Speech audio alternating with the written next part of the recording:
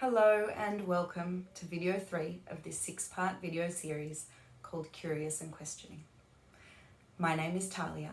I'm an accredited mental health social worker at Mindscape Psychology and Allied Health, and I'm really excited to be bringing you this video today about what to do when your child comes out as sexuality or gender diverse.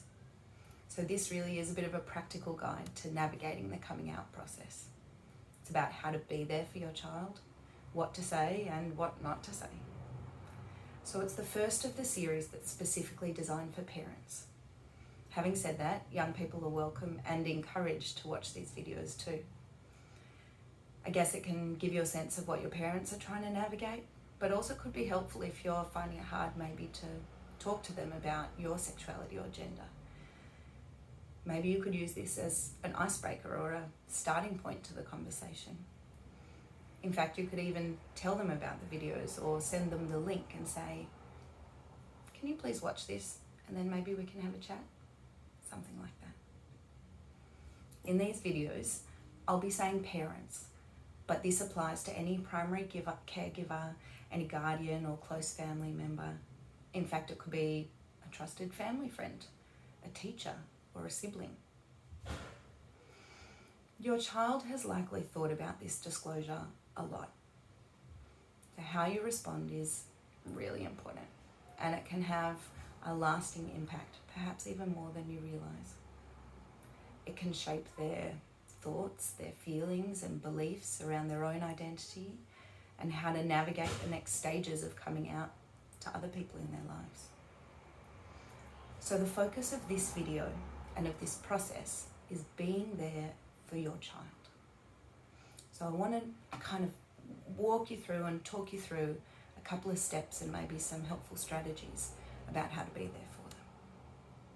First off, just listen. Be patient, respectful, attentive and present. Let them speak without interruption. Show that it's safe to speak with your non-verbal body language. So open posture, eye contact, facial expressions, nodding, just being present to communicate that you are there with them.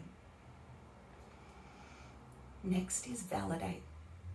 So use validating language like, I hear you, acknowledging their experience and the courage it took to disclose. So maybe, thanks for sharing this with me, or I'm glad you felt that you could talk to me about this. Are you worried about how to react or what to say or whether you'll say the right thing? That's okay. You might not have seen this coming, or even if you did, you didn't exactly rehearse what you were going to say. So even if you're not sure, I love you is a pretty good start. Even better, I love you regardless of your sexuality or gender identity, and I accept you for who you are. You know, it doesn't have to be perfectly worded or perfectly formulated with the right terminology or, the right exact things to say. It's about the message. It's about love, acceptance, communicating that they're valued, valid, welcome and celebrated, and an important member of the family. You might find out before your child even talks to you face to face. You might have heard it from a friend's parent or the school, or your child told you by text or email or letter. They might even have sent you the link to this video.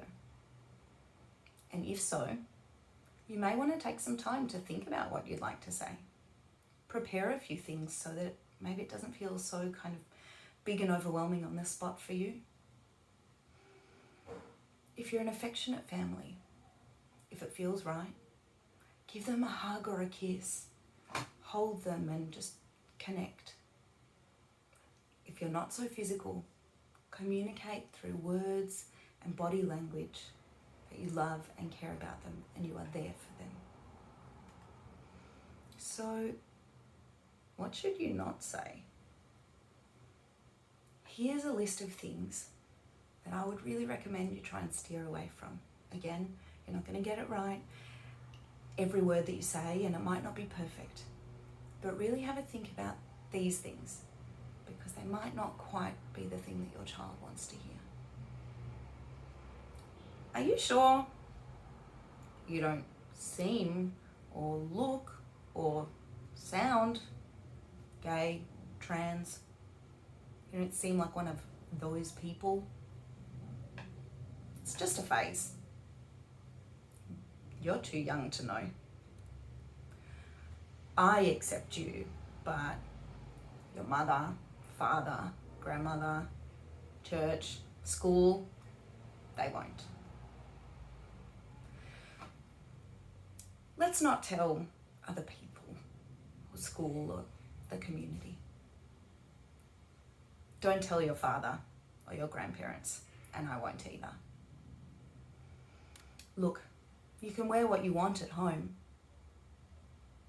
but you can't wear that when we go out in public. You understand, right?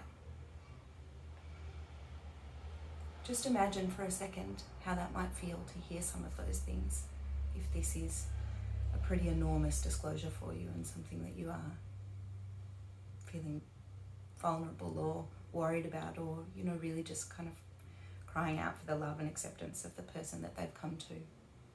In this case, it's you. So what's really important is to acknowledge your own feelings, but here, supporting your child is number one. You might have some strong feelings, might be surprise or shock or confusion, maybe worry, concern, fear, overwhelm, even grief. That might take some processing, and that's okay. Make time and space to reflect on it and process it properly. And that's something that we'll talk about more in the next video, when we look at the emotional roller coaster that you might be going through. But at the moment, communicating your love and acceptance is more important than anything else.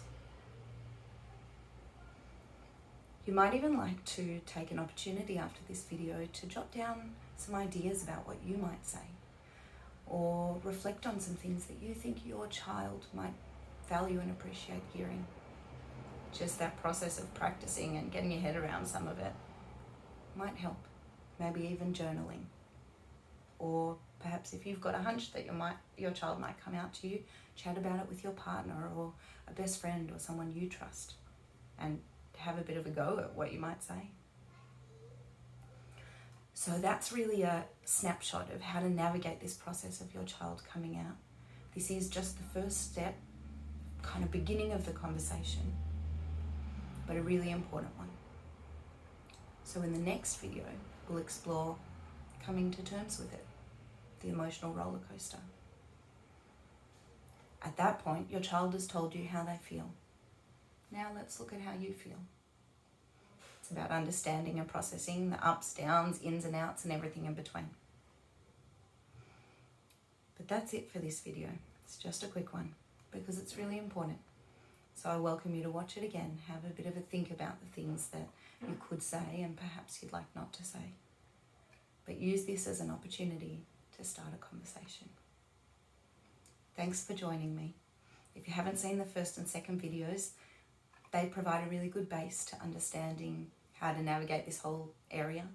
And I really hope you join me for the upcoming videos as we continue to look at the things that you might face as parents or family members. And also for the young people joining us, I hope you find them valuable too.